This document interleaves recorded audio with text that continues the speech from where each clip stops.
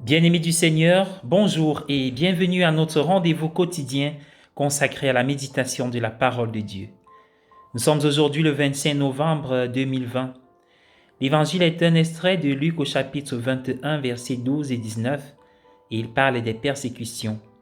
À un moment où l'Église s'unit à tous les chrétiens qui à travers le monde sont persécutés à cause de leur foi, ou toutes les personnes qui doivent lutter au quotidien pour rester vivants parce qu'ils défendent leur foi, parce qu'ils sont attachés à Jésus, parce qu'ils veulent exprimer leur foi ou rencontrer leur Dieu. Nous unissons à tout cela, même dans les pays où règne la liberté de culte. Ce n'est pas toujours évident. Alors, installez-vous bien, que l'Esprit Saint vous éclaire, nous éclaire tous dans cette rencontre, dans cette aventure amoureuse où le Verbe de Dieu, Dieu Emmanuel, comme le dirons bientôt, vient à notre rencontre pour nous éclairer.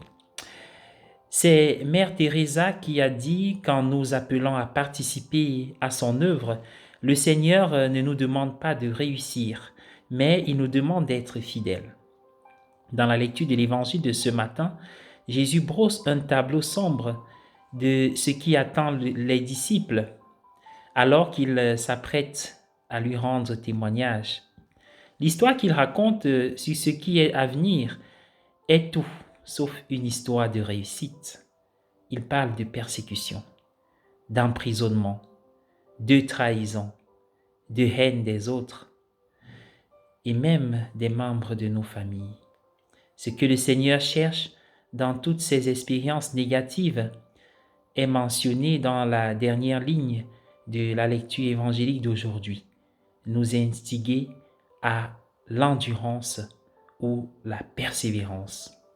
Le Seigneur veut que nous soyons fidèles au milieu d'un échec apparent. Il est tentant de perdre la foi lorsque notre relation avec le Seigneur, nos efforts pour le servir, semblent nous apporter plus de chagrin que de joie. Nous pouvons facilement nous identifier à la graine qui est tombée sur un sol rocailleux, à ceux qui ne durent qu'un temps.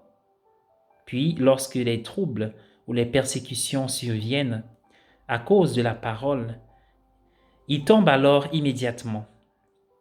C'est le Seigneur qui rend possible notre endurance jusqu'au bout. Plutôt que pour un temps seulement, il est là de manière constante et persévérant auprès de nous, attendant nos réponses d'amour, le souhaitant, regardant par la fenêtre comme le père de l'enfant prodigue. Jésus promet à ses disciples et à nous dans l'évangile d'aujourd'hui, « Je vous donnerai moi-même l'éloquence et la sagesse ».